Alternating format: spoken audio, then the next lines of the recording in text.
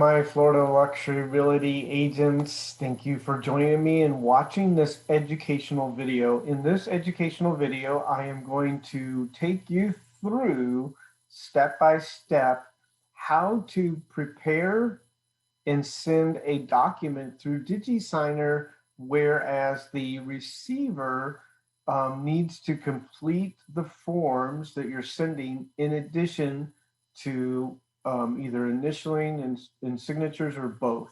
So you'll send a document, and my example will be the seller's disclosure form, because that form needs to be completed by the homeowner or the property owner, the seller.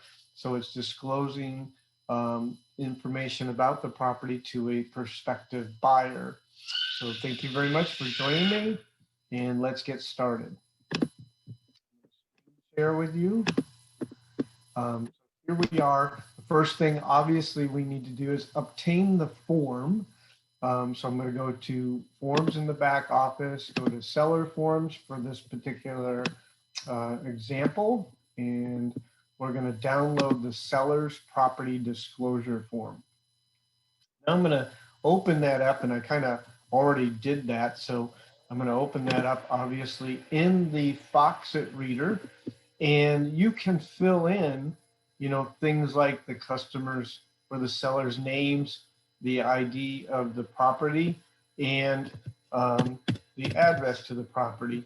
The rest of this form should be completed by the property owner or the seller before they initial and sign and return it to you.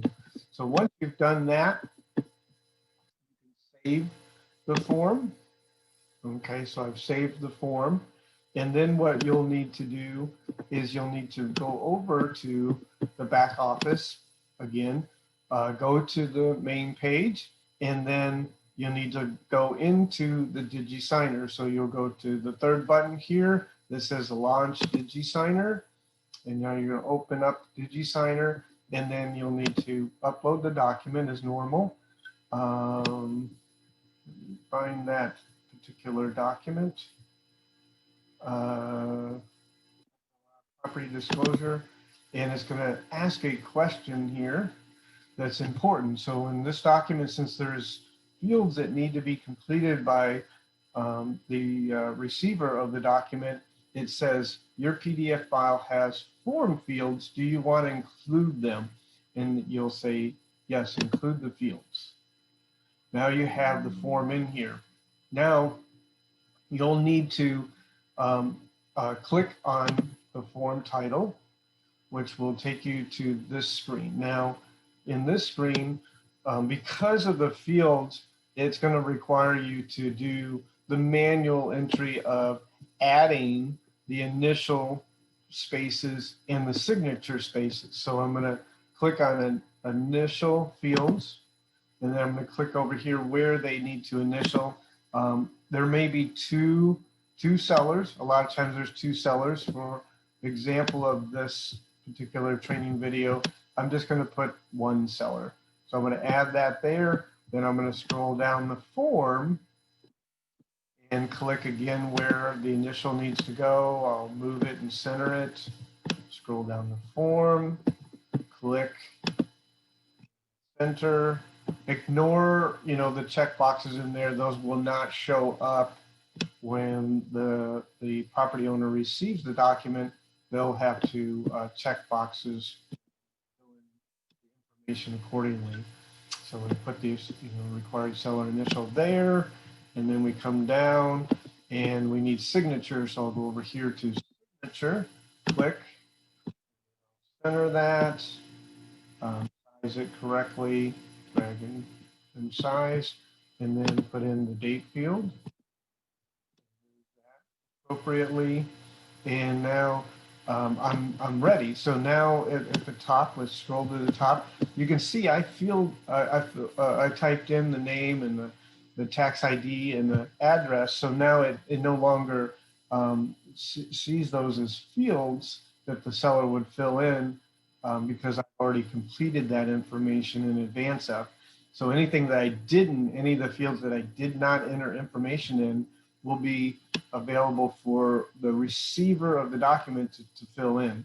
So I have that. Now I've got all the initial spots and the signature spots correctly formatted, and I'll hit done. Then the next step would be simply send it for signing. So click send for signing, put in the receiver's email address.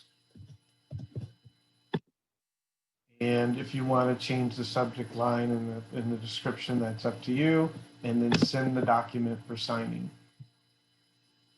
That's really the steps. Now that document is off to the recipient that needs to sign.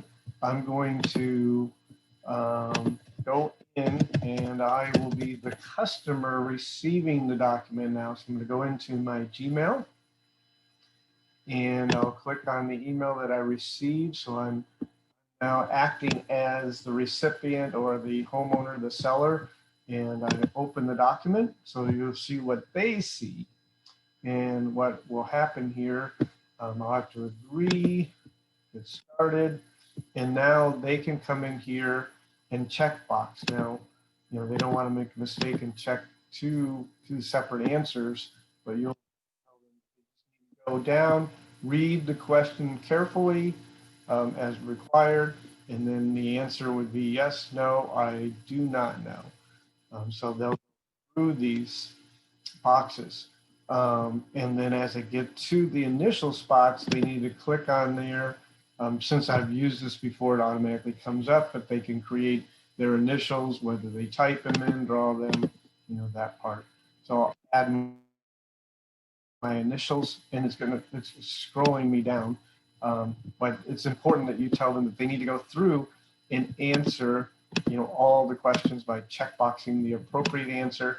Now, the disclosure does have some places where they can enter text as well. Do you know when the roof was last replaced? Yes, no, when. Obviously they could add in here, it was 10, and then they just need to continue to fill it out correctly, initial it, and such. So if they miss an initial spot, when they hit next, it's going to scroll them down to where initials. It's not going to require them to fill in any of the text boxes or the fields that are on it. They just have to know that they need to do that. And once they've filled everything in, and I'm just going to click and, I did my job as required and sign everything and initial everything and make sure I do that. It only makes sure I initial and sign, does not make sure I fill in the boxes again.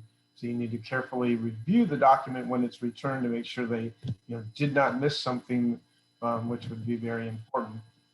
Once they've initialed and signed in all the places, it will have a done button. So when they're done, they click done, and now that saves, and that gives them the opportunity to download that document. And let's look at the downloaded version, and then it comes back to you. So now it's filled out here. And again, only what I answered, only what the seller answered will actually be filled out. So you can see that it is checkboxed and everything they need. And it's ready, for you to now share with a potential buyer for the property.